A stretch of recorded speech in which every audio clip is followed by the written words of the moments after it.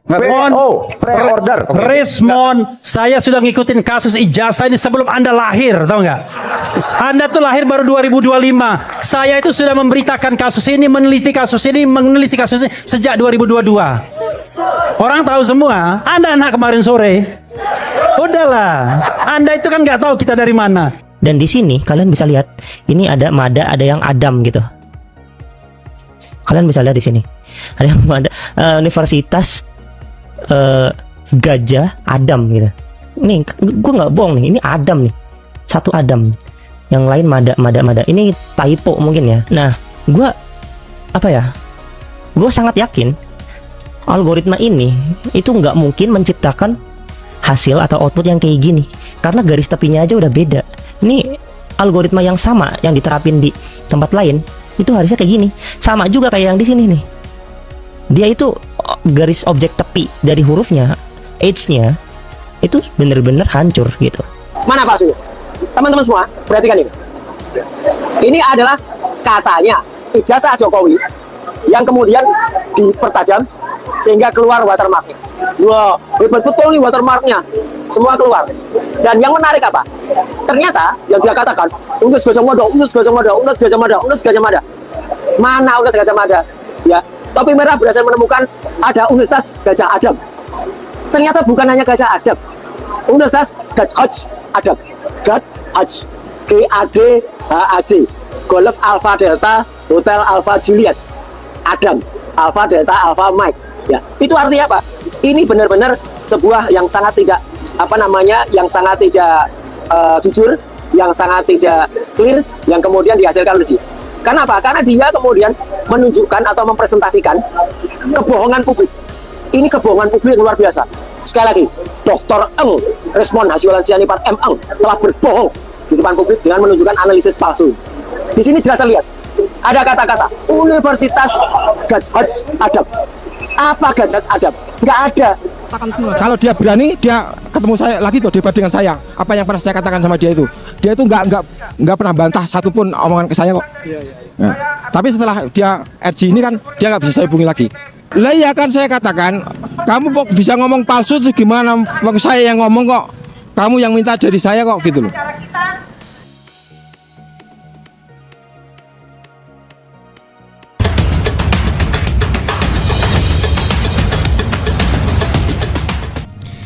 Bismillahirrahmanirrahim. Assalamualaikum warahmatullahi wabarakatuh. Apa kabar sahabatku?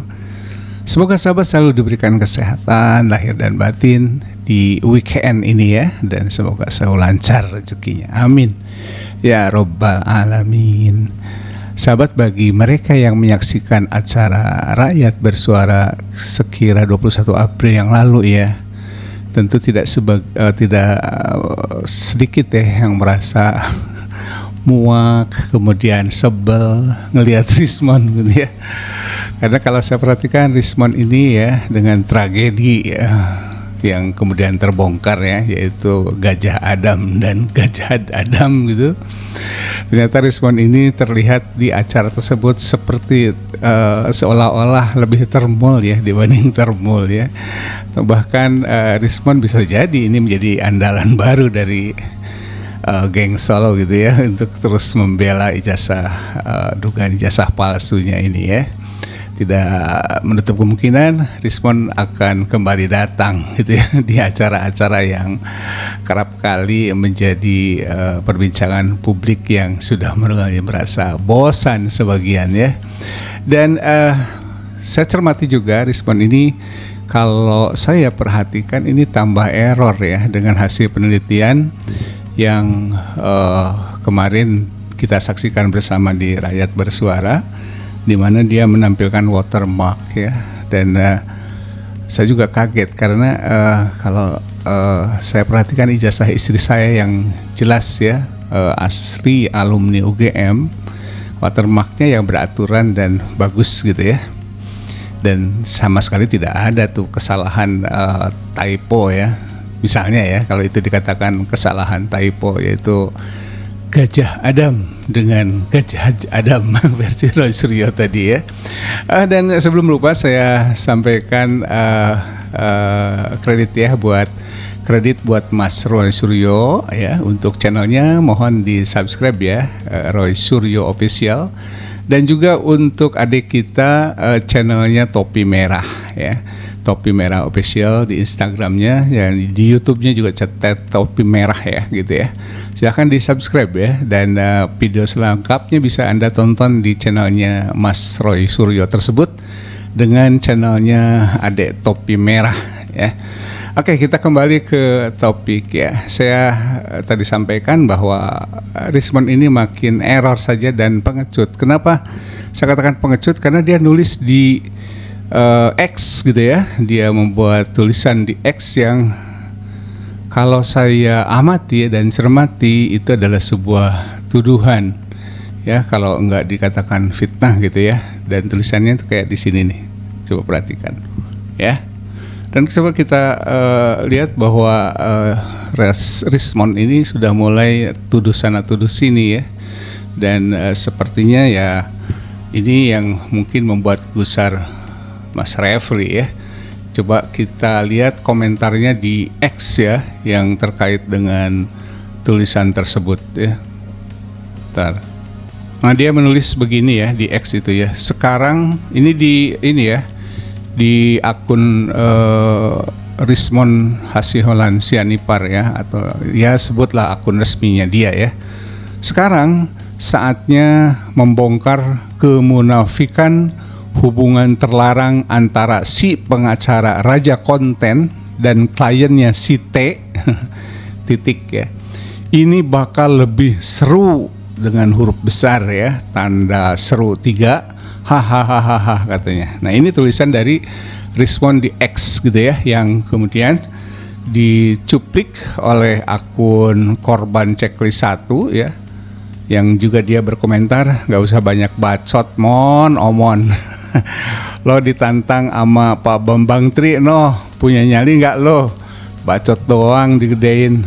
Semua sosmed lo tutup kolom komentarnya, dasar pecundang. Ini kata akun korban checklist 1. Dan kita sudah juga tadi saksikan sebuah video atau cuplikan video pendek dari Bambang Tri ya, yang menantang Rismond untuk kembali berdebat dengan dia kata ya, tentang data-data. Coba lihat komentarnya ya. Saya ingin melihat bagaimana komentar netizen terkait Rismond ini. Gua diblokir si zombie duta parcel. Lalu kemudian kapok, nggak bisa bully dia lagi. Oke, Rismond kembalikan uang kami jika isi buku ini kau bantah sendiri ya, yang disebut dengan atau yang kita kenal dengan Gibran Endgame ya, bukunya itu ya. Lalu kemudian sakit katanya. Cut Malika suruh Rismond sambangi Pak Kasmujo balik. Lalu bisakah dia mengubah kembali apa yang dikatakan Pak Kasmujo? Oke. Memang bangsat dan biadab si Rismond lempar waduh ngeri ya. Ternyata komentarnya luar biasa ya. Kuar-kuar paling kenceng. Semua medsos ruang komentarnya di off. Kalau jantan buka ruang komen, kejang-kejang dirujak netizen. Nah, banyak sekali komentarnya di bawah ini ya yang negatif ya, tanda hujatan-hujatan yang terus deras ya, dialamatkan kepada Rismond ini. Dan disinilah saya menyebutnya pengecut ya.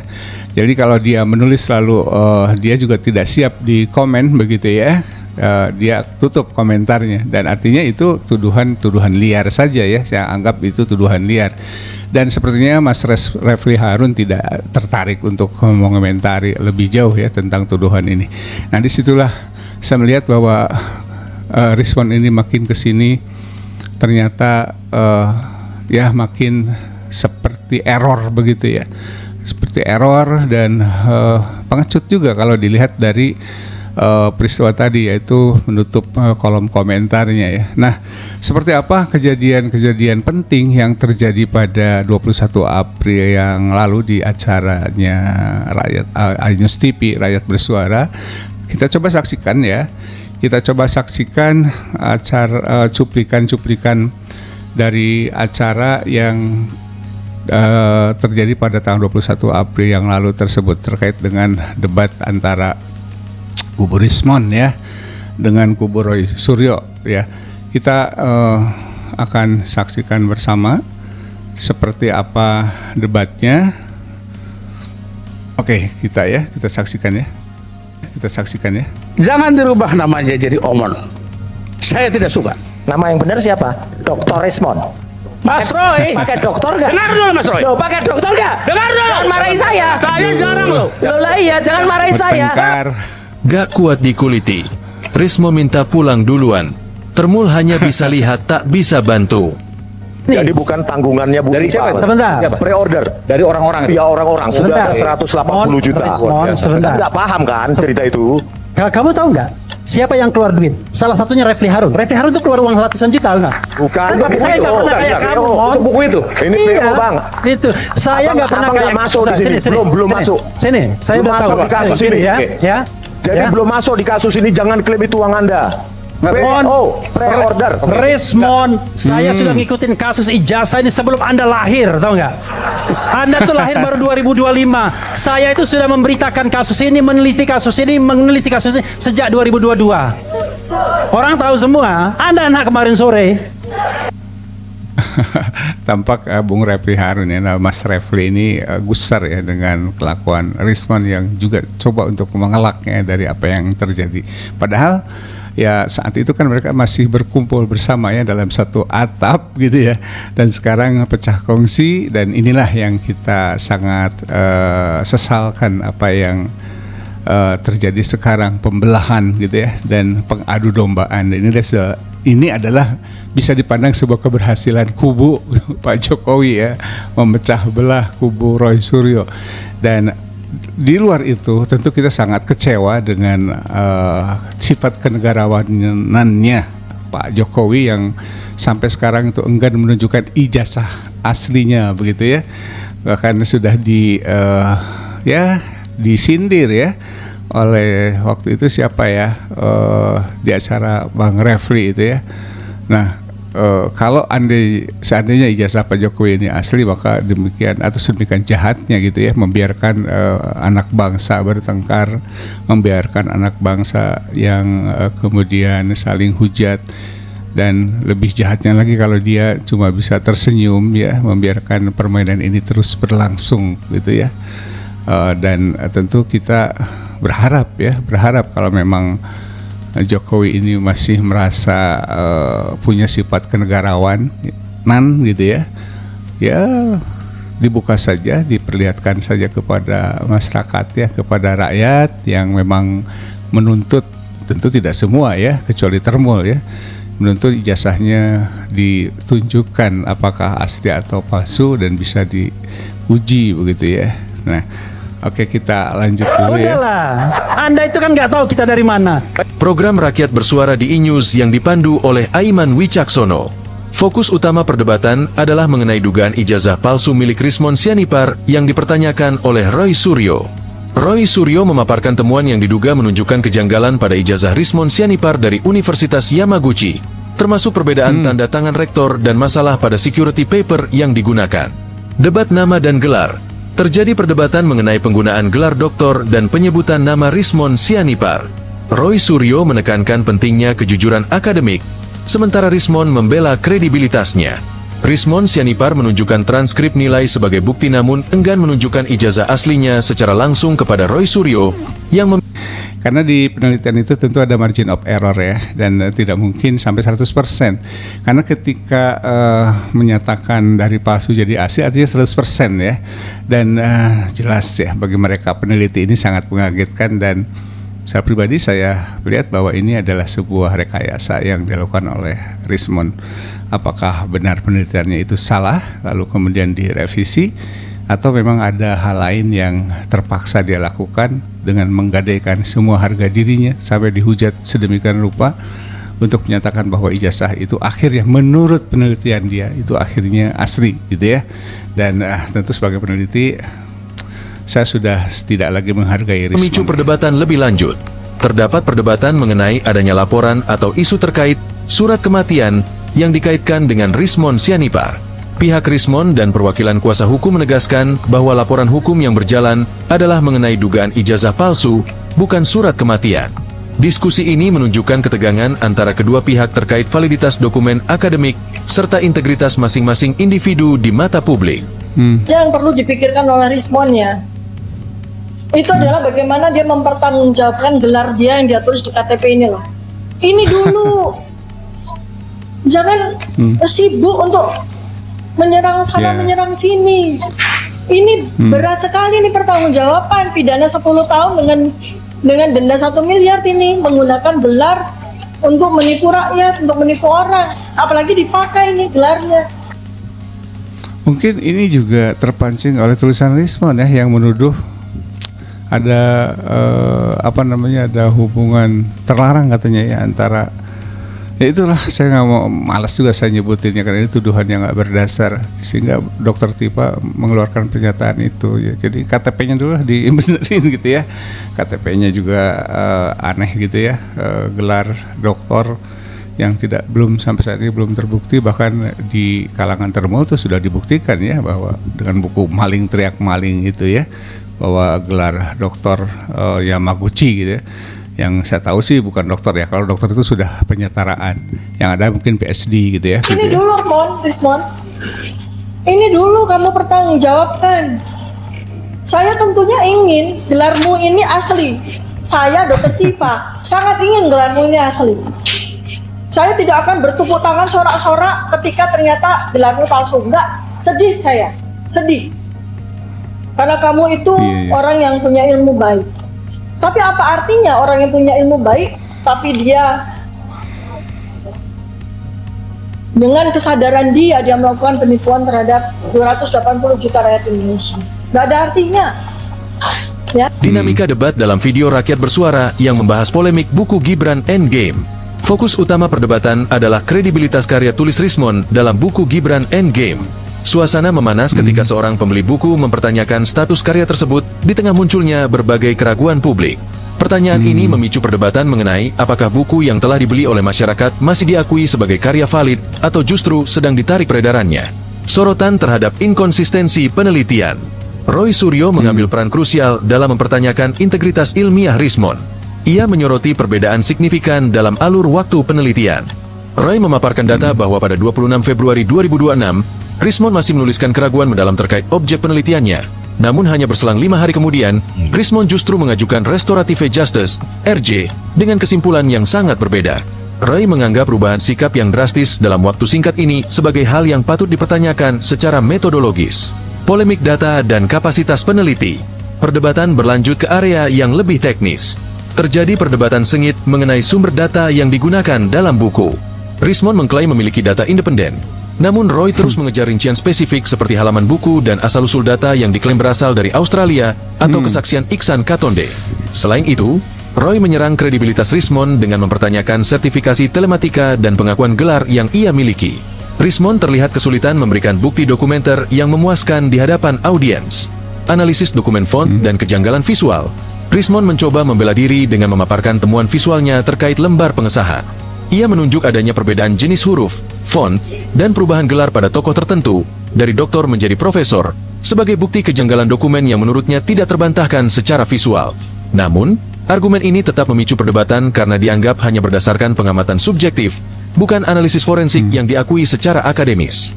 Ini berakhir dengan situasi yang tetap tegang, mencerminkan polarisasi pandangan mengenai validitas karya tulis dan proses hukum yang melibatkan Rismon.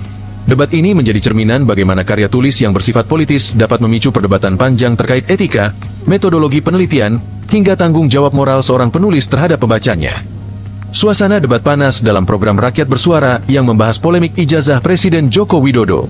Refli Harun melontarkan kritik keras kepada Joko Widodo, menudingnya sebagai sosok yang jahat, karena dianggap membiarkan polemik mengenai keaslian ijazah terus berlangsung dan memecah belah anak bangsa. Menurutnya, masalah ini seharusnya dapat diselesaikan dengan mudah melalui transparansi dokumen asli. Tunjukkan ijazah yang dianggap asli ke publik dan undang para peneliti kalau perlu seluruh dunia biar tahu di mana letak keasliannya atau kepalsuannya, kata Refli Harun. Terjadi perdebatan sengit mengenai pengelolaan dana dan publikasi terkait buku yang membahas kasus ijazah tersebut. Refli Harun memberikan penjelasan mengenai posisinya sebagai salah satu pihak yang terlibat dalam promosi dan pengelolaan buku, serta menepis tuduhan mengenai keuntungan finansial yang tidak masuk akal.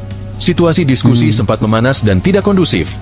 yang berujung pada keinginan Refli Harun untuk meninggalkan studio karena merasa tidak diberikan kesempatan yang adil untuk berbicara.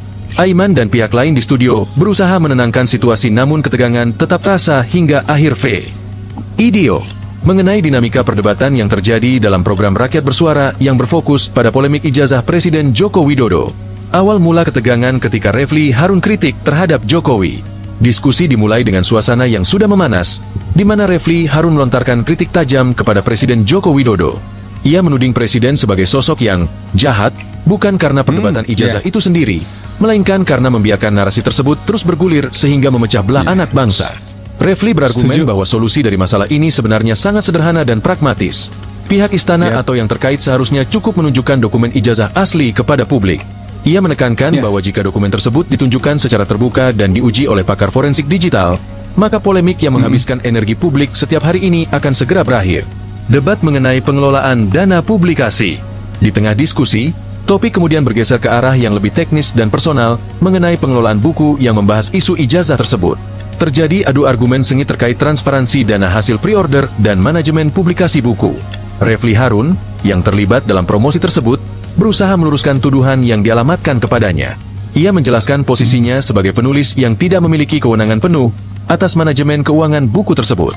Refli bahkan menepis anggapan bahwa ia mendapatkan keuntungan finansial yang besar dari proyek tersebut, sembari menekankan bahwa waktu dan sumber dayanya justru habis untuk mengurus kasus ini, yang secara tidak langsung menurunkan produktivitas konten di kanal pribadinya.